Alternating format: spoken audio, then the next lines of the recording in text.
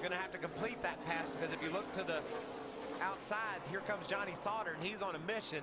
Austin could lose that spot if he messes around too long. There's 1 and 2. Ron Hornaday in front of Kyle Busch. Now he's put about 3 truck lengths between the two of them. That's 0.4 of a second on the clock. Crafton running third. Peters is fourth. Austin Dillon in fifth.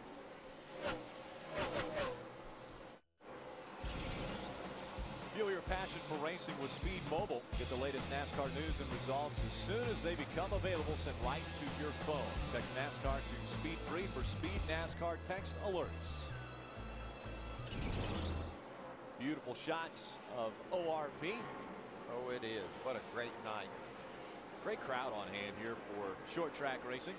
And look right behind Ron Hornaday. Kyle Busch is just stalking him. He's not been able to shake him. He's remained about from 3 to 0.5 of a second behind ever since about 2 or 3 laps after this restart. Last time around, Johnny Sauter got around Timothy Peters and was the fastest truck on the track. But Phil, if there's not a caution, look at this deficit. He's over 6 seconds behind. Yeah, if we don't get a caution flag, I think he's destined to finish about 4th in this race. I don't think there's any way he can make up that distance. But man, he's got a fast truck, and a little bit of that speed might be from how mad he is. But I'm telling you, if the caution flag were to come out right now, he's running 4th. He would line up 2nd row outside, which would really almost be like lining up 2nd with the outside as good as it is here. Austin Dillon, another good, strong run for that young man in the 6th position. There's Timothy Peters. Timothy has drifted back on those old tires to the 7th position. Here comes Todd Bodine looking to grab that 7th spot. Todd's certainly doing everything he wants to do. But, you know, we talked about coming into this race. Could Ron Hornaday catch Todd Bodine? He's 261 down going in. Do you know that over the last 14 races last year that Hornaday outscored Todd Bodine over those races by 378 points? So if you get that 33 truck on a roll, he can get this championship, no doubt. That's what I told you. Right now, if the race were to end right now, he's only 208 points behind, which means he would have gained 53 points tonight on Todd. Again, Ron Hornaday did that last year in historic fashion. 5 wins in a row. He was in a zone, and he was clicking off races one after the other with great finishes, and so those points came right along with it.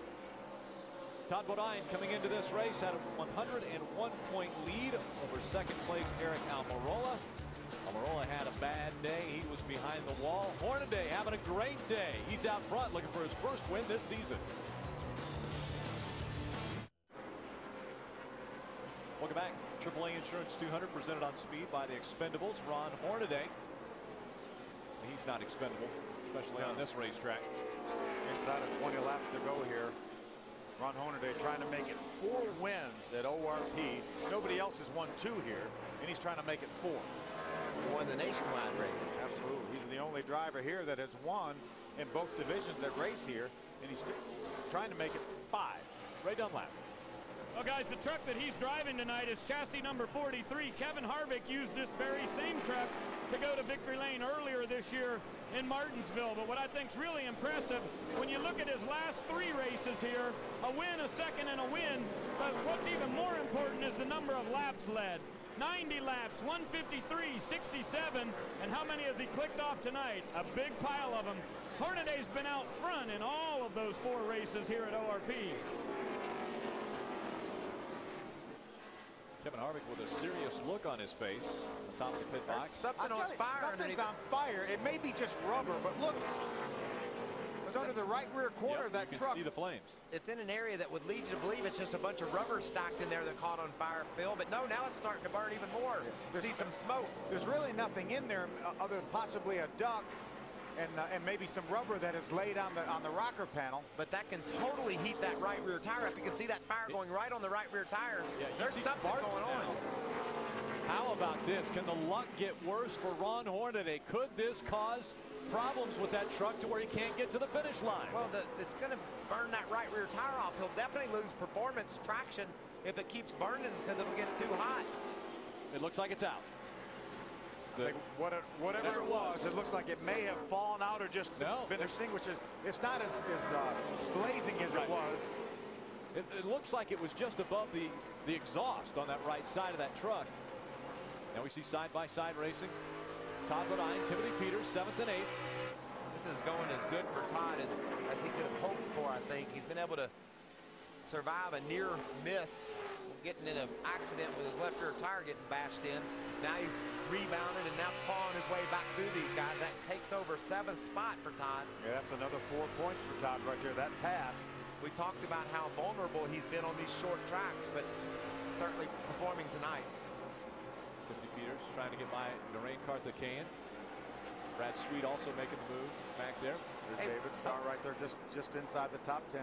How about the 15 of Johanna Long? I mean, what a performance out of her tonight in her first ever Camping World Truck Series start. Man, I saw something special in her when she qualified, Phil. She was aggressive with that truck. She qualified 15th, but she got dead sideways down in the turn 3 and 4. Saved the truck, kept going.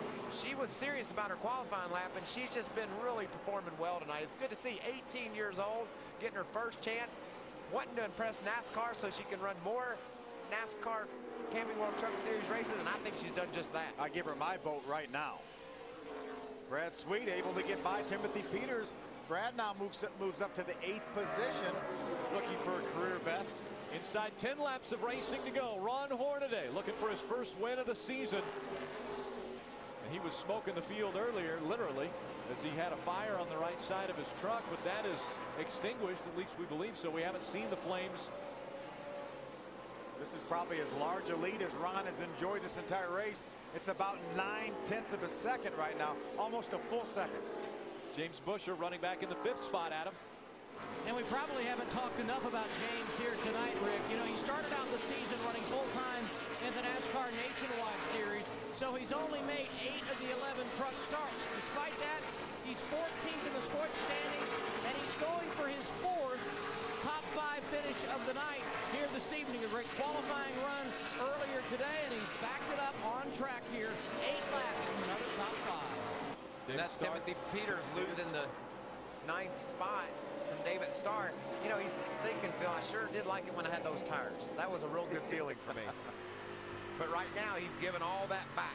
He was running about the 10th or 11th spot when he came and got those tires, and that's where he is now. And it's a bit of a gamble. You know, if the caution flag were not to have come out, well, then he would have had the best tires on the racetrack, and he would have had a shot at moving up even farther. But sometimes you roll the dice, and it works, and sometimes it doesn't.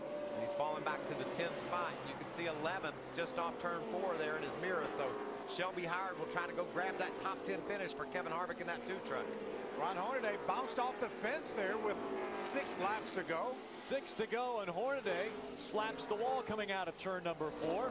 Let's not question his commitment and his desire. It's been a tough season for this team. This track is what he loves. He loves to race at ORP, and he's putting it on them tonight.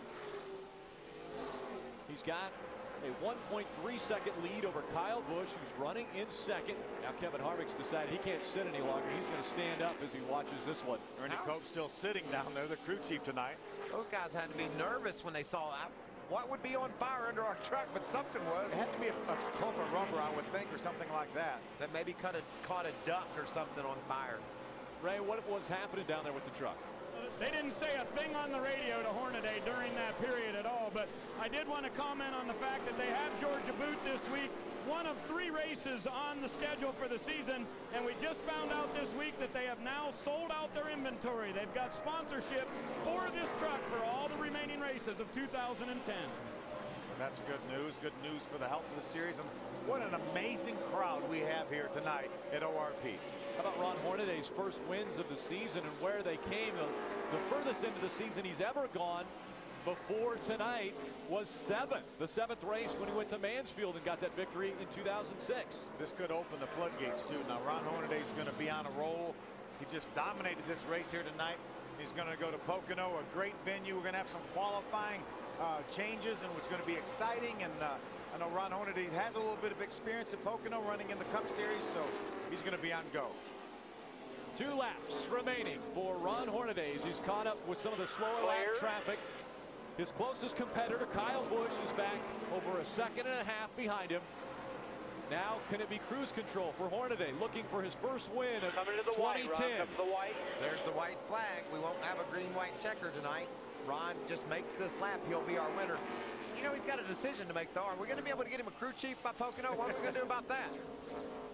Stay tuned.